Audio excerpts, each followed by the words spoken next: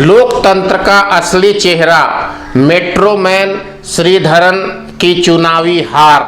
जी हाँ, जमहूरियत तर्ज हुकूमत है जहां आदमी गिने जाते हैं, तौले नहीं जाते हैं।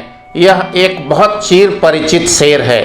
आप अगर कितने भी विद्वान क्यों न हो, आपकी उपलब्धि कितनी भी क्यों न हो, आज के इस वातावरण में अगर आप राजनीति में आते हैं तो राजनीति में आने के पहले कम से कम 10 बार सोचिए। भारत में मेट्रो रेल की शुरुआत हुई सबसे पहले महाराष्ट्र में कोंकण रेल, जिसके जनक, जिसकी शुरुआत करने वाले श्रीधरन थे, जिन्होंने कोंकण रेलवे के जनरल मैनेजर के तौर पर काम शुरू किया और भारत में तीव्र गति से पहुंचाने वाला स्थानीय मेट्रो एक तरह से भारत में पैदा किया।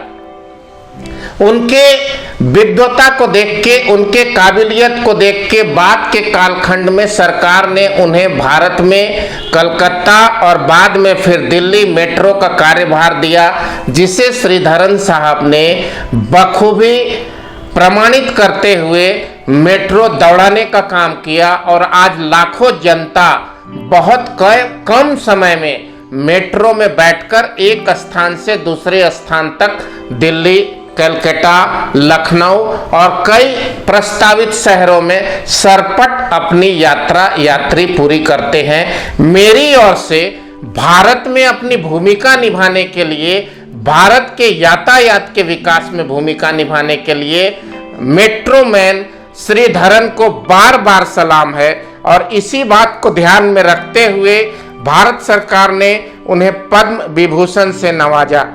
88 वर्ष हो गए श्रीधरन को। 1932 में उनका जन्म हुआ। उन्होंने इस बुढ़ापे में यह तय किया कि एक बार राजनीति में भाग्य आजमाया जाए। 2 मई को संपन्न हुए भारत के 4-5 राज्यों के चुनाव के साथ साथ कुछ राज्यों में अल्पावधि में खत्म हुए सीट पर मध्यावधि चुनाव भी हुए, लेकिन केरल राज्य में पलक्कड़ में चुनाव के उम्मीदवार के रूप में, एमएलए के उम्मीदवार के रूप में श्रीधरन को भारतीय जनता पार्टी ने चुनाव में खड़ा किया, जिसे महज चौथी पास एक अन्य उम्मीदवार ने उन्हें हरा दिया। दूसरी तरफ मुझे बहुत हैरानी होती है जब मैं यह पढ़ता हूं और देखता हूं कि केरल में 100% लोग पढ़े लिखे हैं, लिटरेसी रेट वहां की 100% है। तो क्या केरल के लोग किसी मूर्ख अनपढ़ व्यक्ति को अपना जनप्रतिनिधि देखना चाहते हैं?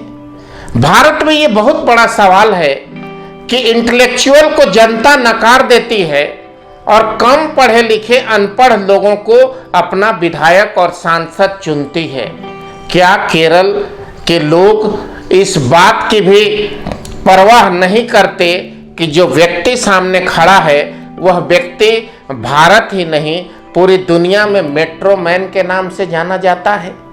लोकतंत्र की स्थिति क्या इतनी खराब हो गई है जहां गुंडे मवाली माफिया शुरू से राजनीति में तो आते ही थे और सफल होते थे और उच्च स्तर पर पहुंच जाते थे, लेकिन अब यह बात और ज़्यादा घर करने लगी है और खासकर पढ़े लिखे लोग ये सोचने लगे हैं कि क्या राजनीति में मेरी कोई समुचित जगह है। पिछले दिनों कई आला अधिकारी और बड़े बड़े लोग चुनाव लड़ते रहे, लेकिन यह चुनाव इसलिए ज़्यादा महत्वपूर्ण और चिंताजनक था कि पढ़े लिखे 100% केरल के लोग ने 88 वर्षीय पद्म विभूषण श्रीधरन को चुनाव में नकार दिया और घर में बैठने को विवश कर दिया। पढ़े लिखे लोगों के बीच यह एक गलत संदेश गया है समाज में। क्या चौथी जमात पास व्यक्ति ही आपका नेता के काबिल है? आपको सोचना होगा आपको कैसा नेता चाहिए, अनपढ़ या पढ़ा लिखा। अवसर है पढ़े लिखे को चुनकर अपने समाज को, अपने विधानसभा और लोकसभा क्षेत्र को आगे बढ़ाने का और देश को दुनिया के अव्वल देशों में लाने का। असली समय यही है कि पढ़े लिखे का चुनाव करें और अनपढ़ लोगों को नकारें। जय हिंद, जय भारत।